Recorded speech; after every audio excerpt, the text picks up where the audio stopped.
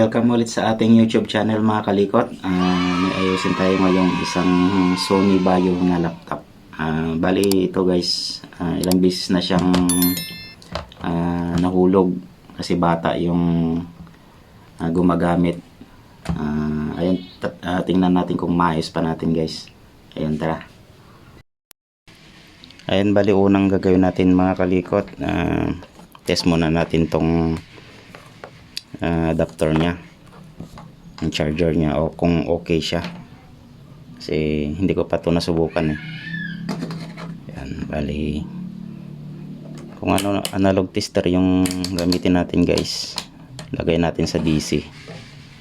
50 volts siya, tapos try natin kung may reading siya.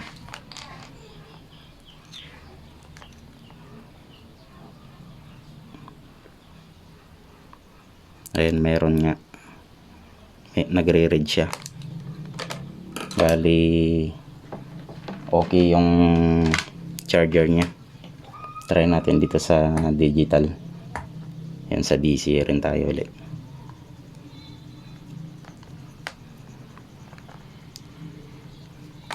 Tapos ang positive nito guys sa loob, tapos ang negative niya sa labas. Ayun, bali 19 volts siya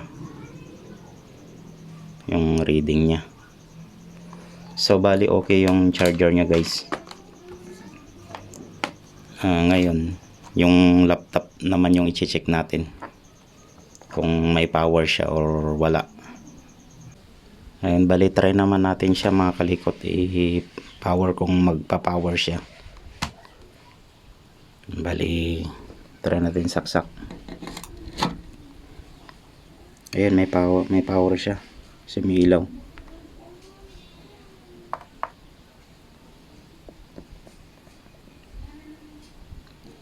Ayan, may power siya mga kalikot, kaso wala siyang display. Ayan, kaya yun yung i-check natin na naman sa loob mga kalikot. Ayan, bali una natin bubuksan mga kalikot, itong sa likod niya, yung lagyanan ng RAM. Yun, tapos sunod naman natin yung hard drive niya or SSD kung SSD yung gamit niya.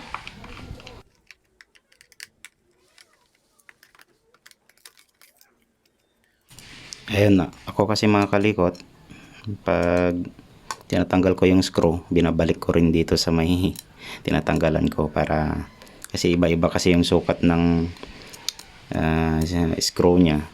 Pag binalik mo na, baka ibang screw ang malagay natin, kaya ginaganito ko. Yun, lalo nung nagsisimula pa ako, yung ganito yung ginagawa ko. Tanggalin muna natin tong SSD, pala tong gamit niya.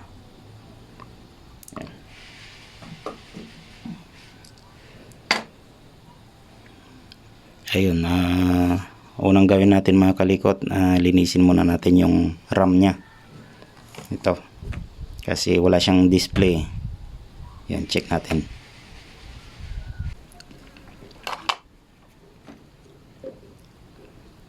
Yun, ito nga pala yung magandang panglinis mga kalikot.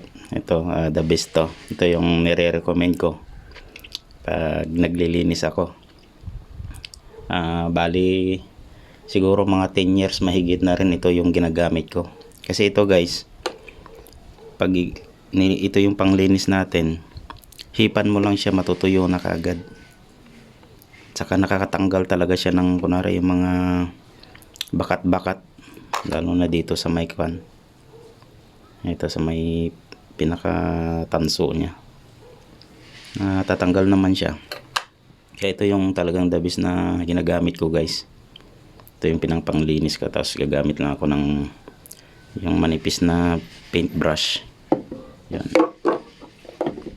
Yan, ito yung pinangpanglinis ko ng mga slot ng memory. Yan.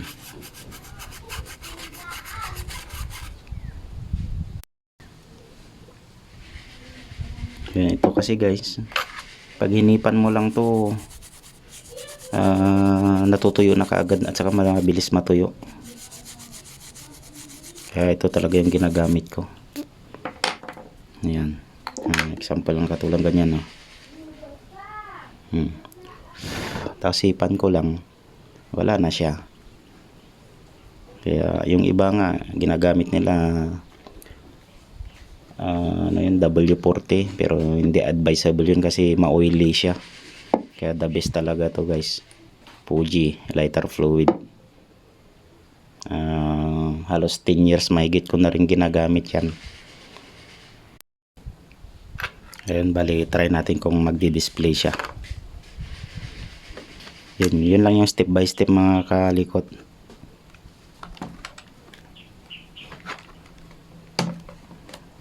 Yun, kapag wala pa ring display, ayun, bali babaklasin na natin siya sa sa loob talaga. Tingnan natin kung baka may loose connection doon kasi nabagsak to guys eh. Ayan, ang dami, may mga crack na siya.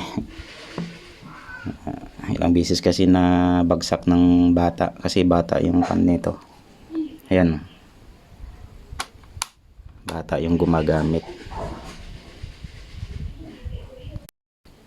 Ayun, bali try natin na i-power na.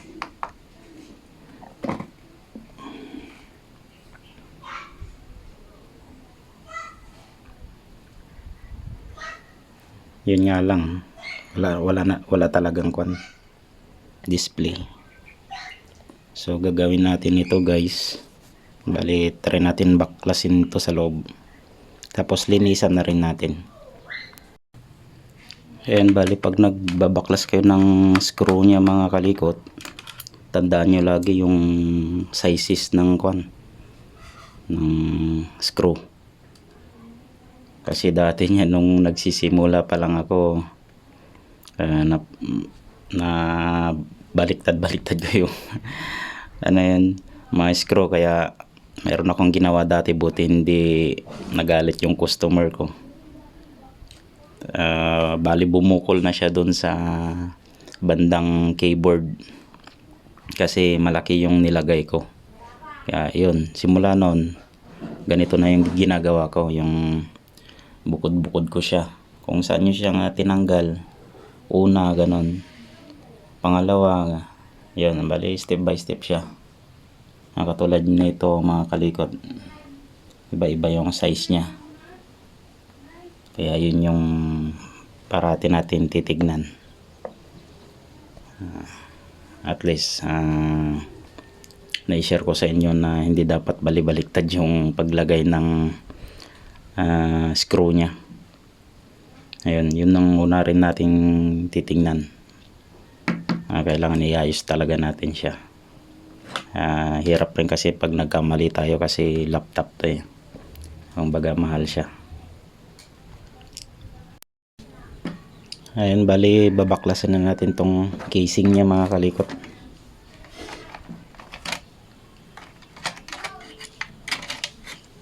Saka pagbaklas nito mga kalikot, medyo dahan-dahan lang kasi minsan nababali, at saka yung mga gilid-gilid niya, yung parang makon siya, mayuyupi.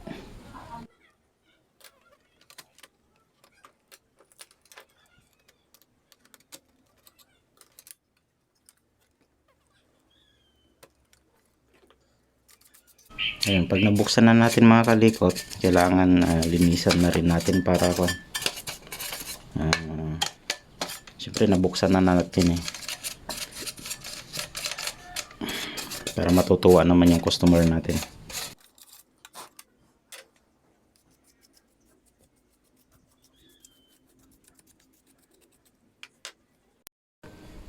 Bali una natin gagawin mga kalikot, palilinisan muna natin tong processor nya. Baka matigas na yung thermal paste nya. So babaklasin natin tong heatsink, yung dito sa blower.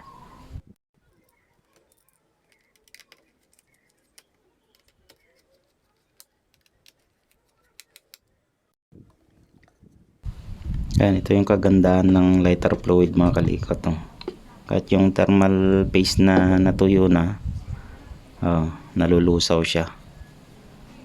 Kaya yun yung maganda. Kaya yan talaga yung pinanglilinis ko. The best. Malinis na siya. Diba? Yan yung kagandahan ng lighter fluid. Iba kahit patakan mo siya para mababad lang konti para matanggal yung para matanggal yung matigas na thermal paste. Ayan natutunaw ka agad. Saka kagagandaan nito mga kalikot, hipan mo lang siya, natutuyo na kaagad. Ayan, di ba malinis na. Yan yung ginagamit ko. Ayan, bali tanggalin natin tong kanya, processor niya mga kalikot. At saka dahan-dahan lang yung pagkahugot kasi may mga maninipis na pin. Ayan baka maputol natin siya. Ito kasi nililinisan ko binabrush ko lang konti pero yung smooth lang. Ayan, bali nalinisan ko naman na siya. Bali babalik na natin. Ayan, pagbalik ng processor mga kalikot, bali tandaan nyo lang may mga palatandaan yan sa gilid, yung side nya, kung paano nyo siya tinanggal. Ganun rin yung pagkabalik nyo.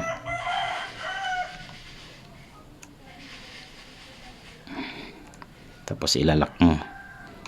Yan. Bali lalagyan na natin siya ng thermal paste.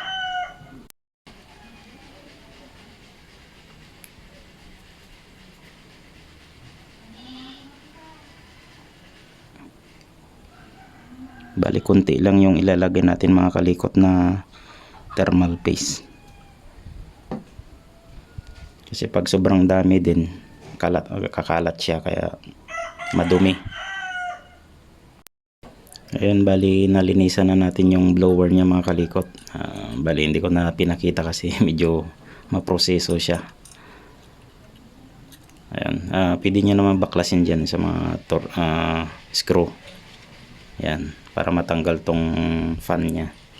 Tapos saka nyo linisin yung itong heatsink niya, yung exhaust.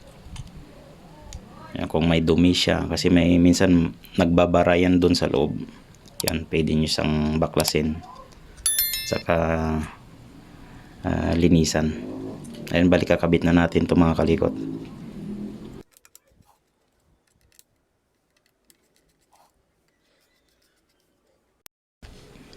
Ayan, bali try na natin kung magdi-display siya mga kalikot. Kahit huwag muna natin takpan.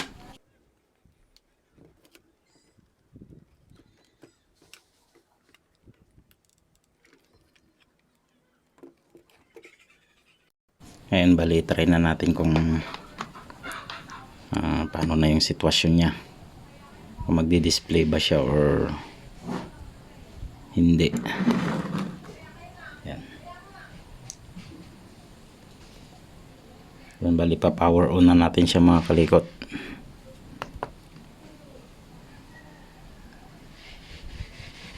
Ayan, may power naman siya. Kaso hindi pa rin nagdi-display.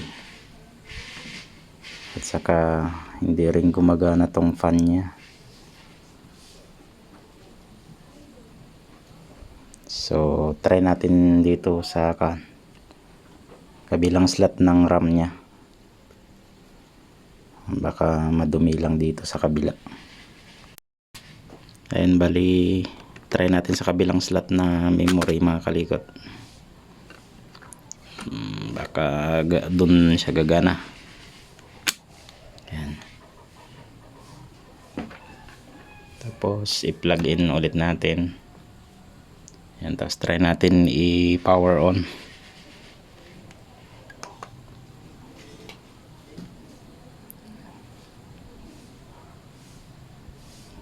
Ayan, parang gumana yung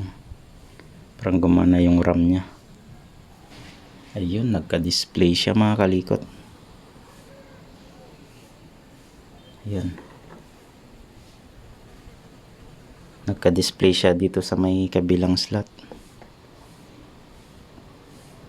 At saka pag on mo, mag-on na rin tong kwan eh. Tong fan niya. Pero meron yung iba, yung saka lang siya gagana yung fan pag mainit na yung processor niya. Meron yung ganun.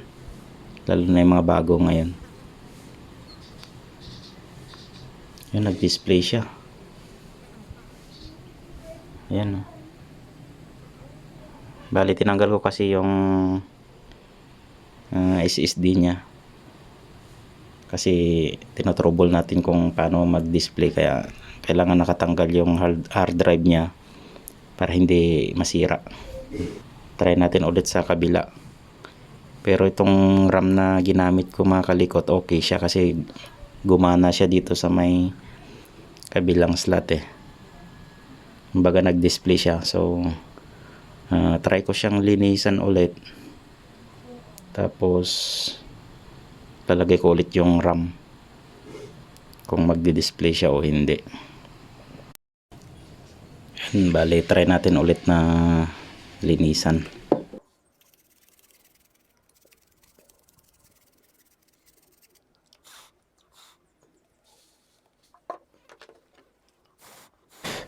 Yun, hipan-hipan muna natin para matuyo. Yan, tapos try ulit natin yung RAM dito sa kabila. Yan.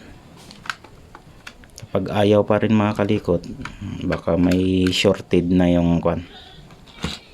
Yung dyan banda sa may RAM nya. Ayan, bali pinower on na natin siya. Pero hindi talaga nagre-response tong kon. Itong slot na to. Bali hindi talaga siya nag-display. Kasi naka-power on na siya eh. Pinower on na natin siya. Ayan. Tsaka hindi rin to umiikot yung fan niya. So siguro baka nung pagkabagsak niya, tapos na power on ng bata, baka doon siya nagkaroon ng short dito sa may banda dito sa may memory slot niya. Kaya baka yun yung dahilan, yung pagkabagsak niya. Kasi ilang beses na to nabagsak guys eh. Ayun, bali try din natin i-testerin kung baka may shorted dito sa banda dito sa may slot ng memory niya.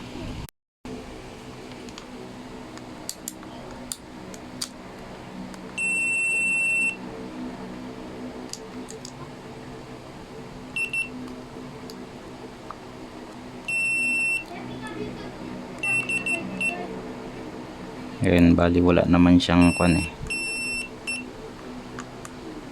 shorted.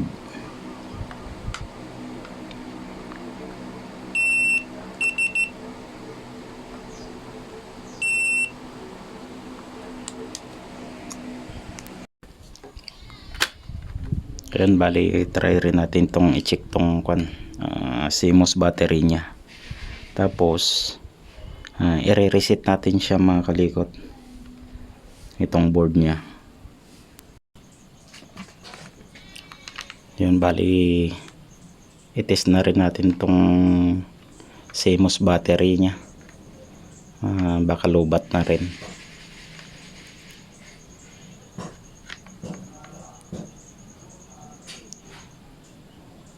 Ayun, so may reading siya na 2 volts. Bali okay pa siya. So bali try na natin siya mga kalikot. Binili ko ulit dito sa may yung hindi gumagana na slot kanina.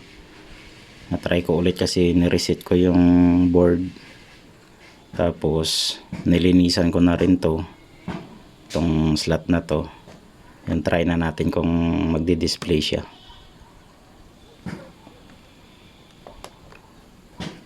Yun, bali pinower on ko na siya. Ayun, so wala talaga, hindi siya nagre-respond mga kalikot.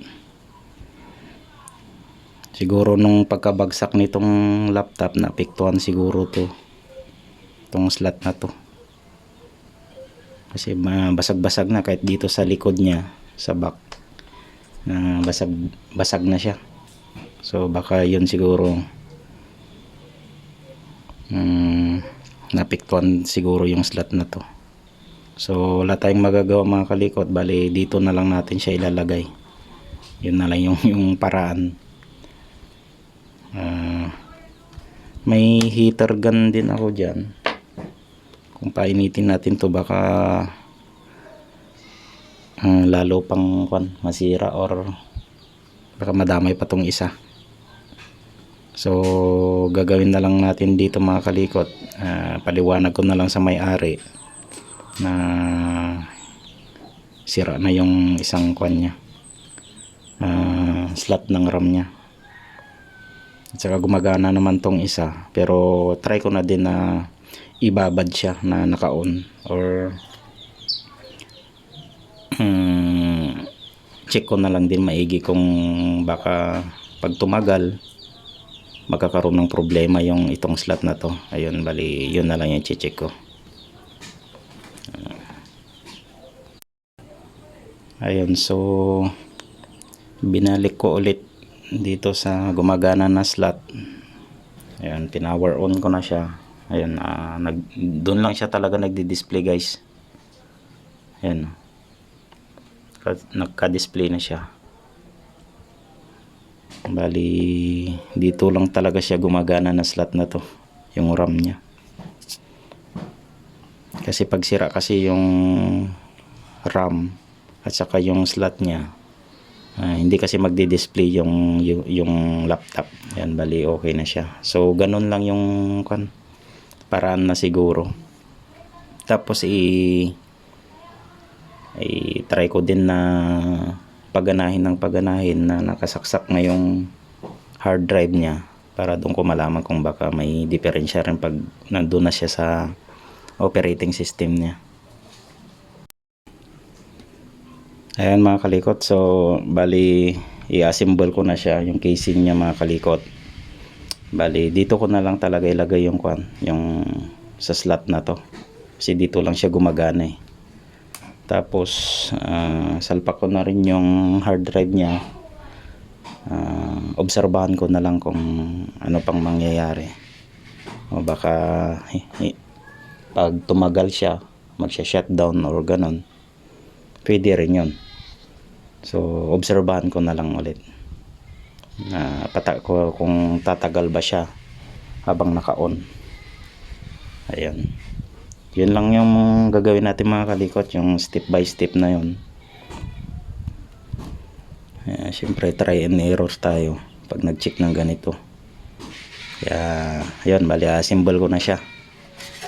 Tapos yung mga screw niya, yun nga yung sinabi ko kanina, kailangan tandaan nyo rin yung mga sukat. Kailangan dapat nga may plastic kayo na pang organizer. Nalagyan nyo siya na ito una kong binaklas, pangalawang binaklas, yan ganon, hindi kayo malito. Kasi katulad nito mga kalikot, mahaba siya, may maliit. Kapag sinasalpakan nito, ito yung kinabit mo, siyempre susobra siya doon. Kaya nangyari kasi sa akin dati ito mga kalikot. Kaya yun ang titingnan natin, yung mga sizes niya. Minsan nga siyempre makakalimutin rin ako. Minsan nga nililista ko pa siya kung saan siya banda. Ayan, pero kung kabisado nyo naman na, kahit nasa diskarte nyo naman kung paano nyo siya pag separate. So ayun, bali tatry na natin siya mga kalikot. Bali obserbahan ko na lang kung tatagal ba siya na naka-on. Kasi minsan baka magsha-shutdown ganun. Ayan, bali pumasok na siya sa operating system niya.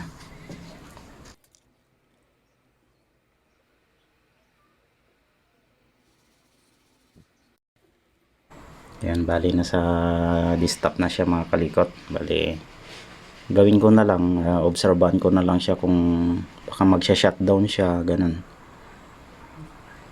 Bali yun na lang yung obserbahan ko sa kanya, kung tatagal siya na naka-on. Ayun mga kalikot, bali ganun lang yung gagawin nating step by step na pag-trouble sa isang unit. Yun, bali ito obserbahan ko pa to kung tatagal siyang naka-on. Baka bigla kasing pag tumagal siya mga 10 minutes ganun, tapos magsha-shutdown. Yan yung obserbahan ko sa kanya. Kaya yun, maraming salamat mga kalikot sa pagsubaybay nyo sa mga video natin. Ayun, ayan nyo at mag-upload pa ako ng marami para marami tayong matutunan. Yung mga, lalo yung mga simpleng trouble lang. Ayun, maraming salamat mga kalikot. Ayan, hanggang sa muli. Ayun guys, nakatapos ulit tayo ng isang unit. Maraming salamat sa panonood ng video na to at saka sa iba pang video natin. Hayaan nyo guys, magdadagdag pa tayo ng mga video na nakakatulong sa atin or nakakatulong sa inyo. Ayun guys, hanggang dito na lang ulit. Maraming salamat and God bless sa ating lahat.